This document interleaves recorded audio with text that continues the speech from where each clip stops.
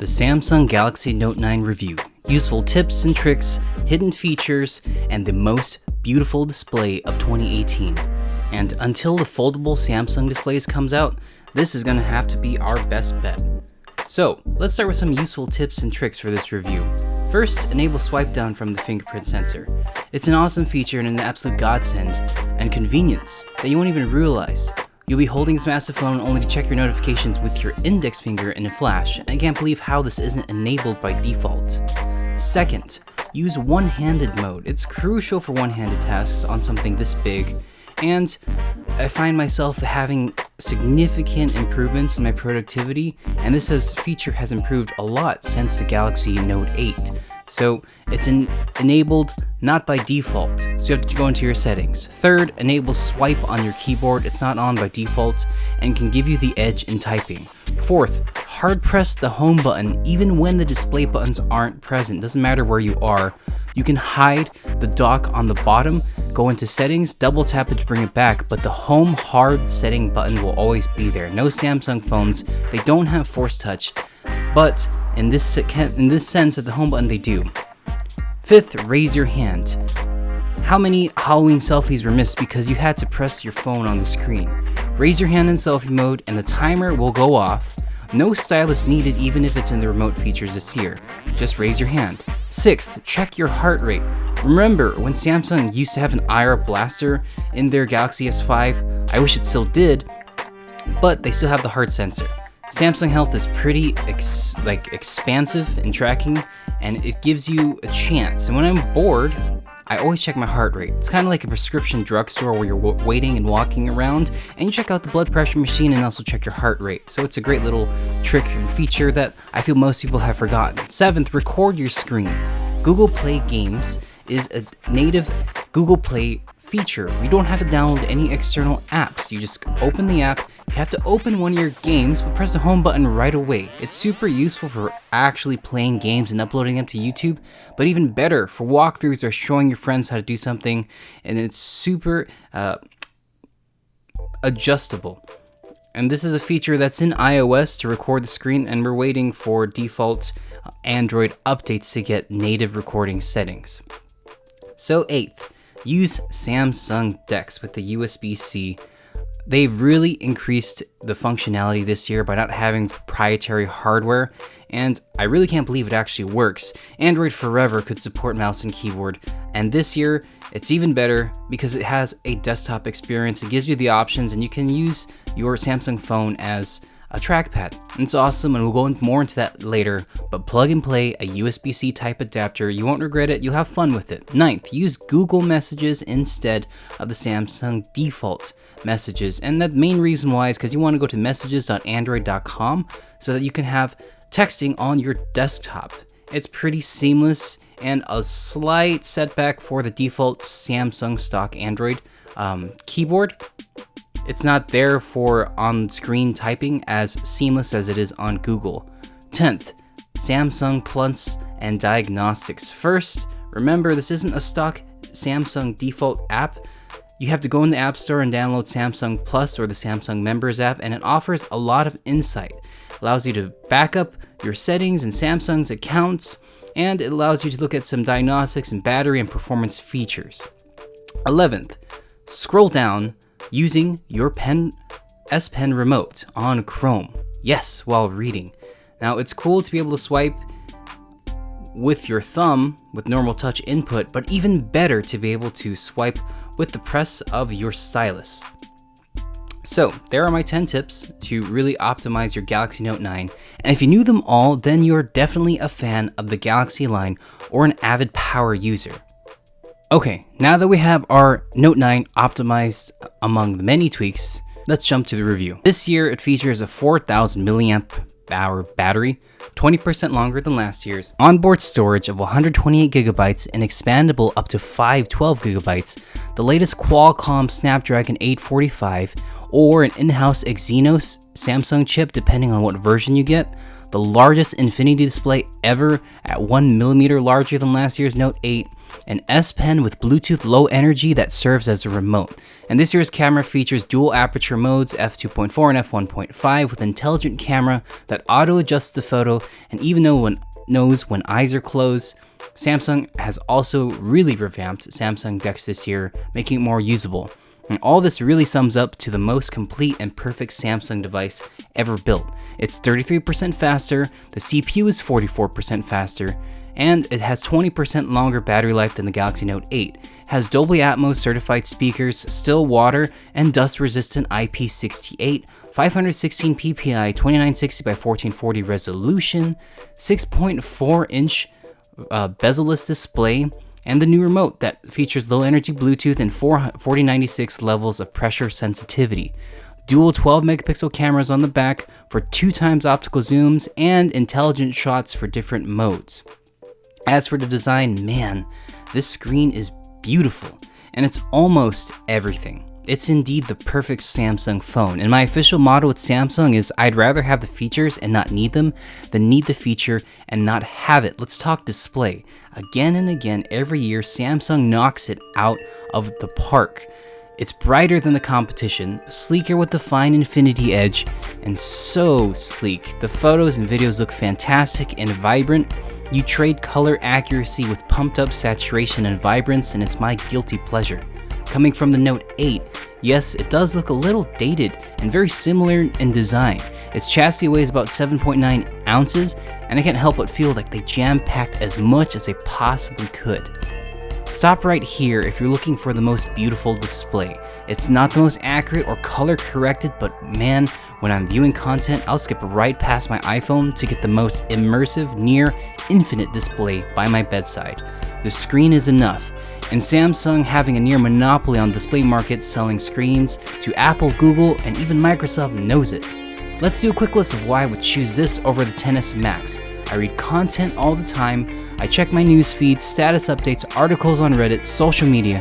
It's an infinite scroll for an infinite display. The colors look nicer and the bezel is 0 on both sides, minimal. So it's a no-brainer as a consumption device. I can't stress enough how I grab this device every time I want to consume content.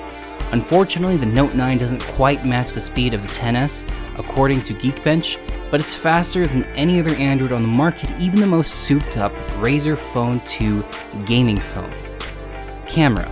20 different modes of intelligent analytics available auto once you shoot your photos, and this includes food, portraits, flowers, indoor scenes, animals, landscapes, greenery, trees, sky, mountains, beach, waterside, street scenes, night scenes, waterfalls, snow, birds, backlit, and text. Pretty cool. Flaw detection, when your eyes blink or there's motion blur or a lens smudge, backlit, you have AR emojis. All these new features, including the AR emojis that look kind of creepy. The Disney characters are kind of cool though. But how does this stack up? Here's a photo comparison between the Razer phone, iPhone XS Max, and the Note 9.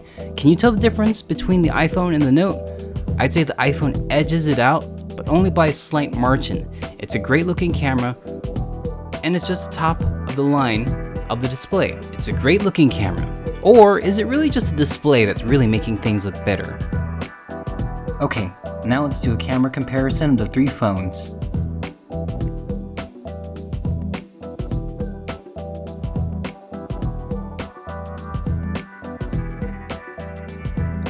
Right away you can see the stabilization of both the iPhone XS Max and the Galaxy Note 9. On the right with the Razer Phone 2, even while walking, the camera is pretty shaky. Now on the left on the iPhone XS Max, you can see that the lights aren't as bright versus the Note 9, which has a lot more light in the photo.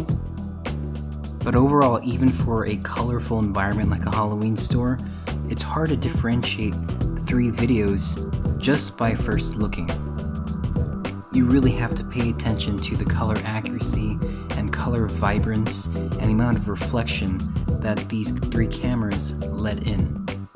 All in all, they all have various photo taking modes. They all shoot at 4K with minor differences in 60 frames or 30 frames per second and some slow-mo settings. But with any camera you choose, Galaxy Note 9 or iPhone XS, you'll be very well off. What is pretty surprising is looking how different colors come in on both the end recordings. Look at the Black Panther or the checkout logos. It looks very red on the iPhone XS and very orange on the Galaxy Note 9.